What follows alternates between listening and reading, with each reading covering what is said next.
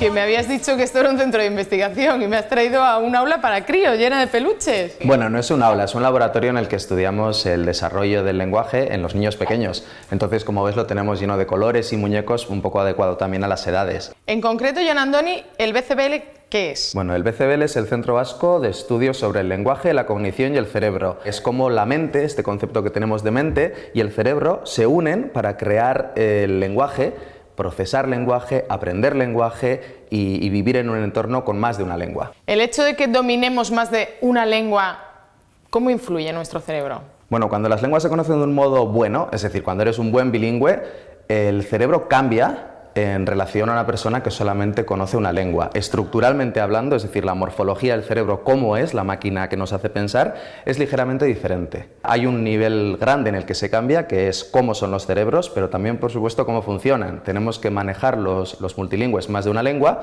estamos todo el rato jugando como malabaristas con las lenguas. La persona monolingüe lo tiene un poquito más fácil, no tiene que hacer ese trabajo de pasar de una lengua a otra. Todos los euskaldunes son como mínimo bilingües. ¿Qué ventajas pueden tener con respecto a un monolingüe? Eso es el debate que está sobre la mesa ahora mismo en el campo de la investigación en neurociencias, es ese, si realmente el hecho de conocer más de una lengua, es decir, ser multilingüe, supone alguna ventaja no a nivel lingüístico, que es obvia, o a nivel sociológico, porque puedes comunicarte con más personas, sino a nivel cognitivo general. Hay gente que piensa que el hecho de conocer más de una lengua, esto de estar moviéndose entre lenguas, proporciona ventajas atencionales. Somos capaces de focalizar y mantener mejor la atención los multilingües que los monolingües.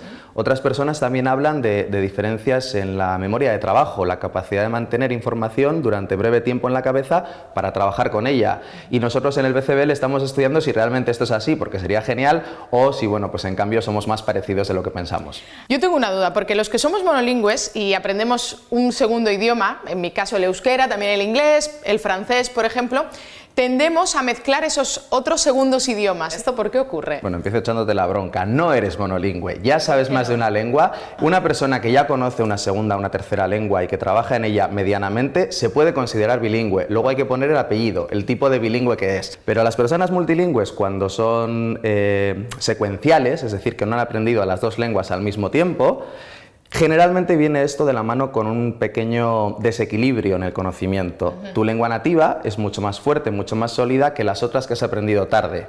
Entonces, al ser la que mejor sabes, la puedes controlar mejor. Puedes apagar, en tu caso, el castellano de manera más fácil, pero si estás trabajando entre el euskera y el inglés, es muy fácil que existan interferencias y que en una frase del inglés de repente se te cuele una palabra del euskera y viceversa. Cuando estás hablando en euskera, se te cuele algo del inglés. Pero el castellano está como empaquetado, encapsulado y lo controlas mejor. Y lo que estamos estudiando es eso, es por qué somos capaces de controlar tan bien la que conocemos desde siempre y las otras van a una caja en la que se mezclan las cosas. Pues cuando sepas el resultado me lo dices, ¿vale? Para irlas empaquetando las otras segundas lenguas también. En todos estos años, Jon Andoni, ¿qué es lo que más te ha sorprendido?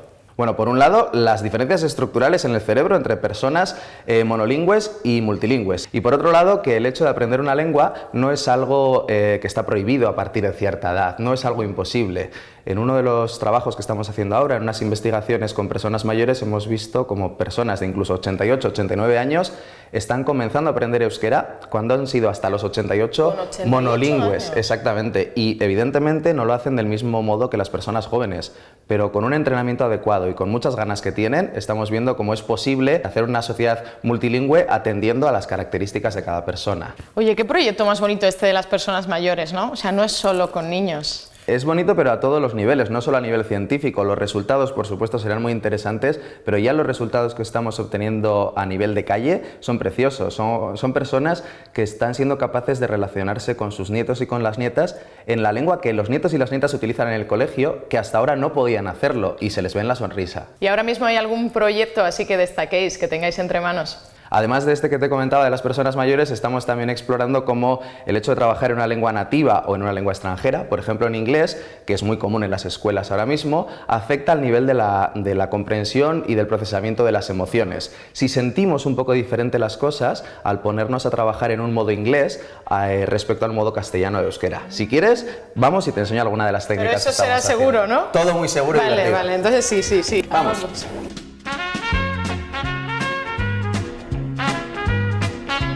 Lo que vamos a hacer es meterte dentro y, como te he explicado antes, mirar dentro de tu cerebro cómo es tu cerebro y cómo funciona. Madre mía. Vale. Entonces, David te lleva dentro.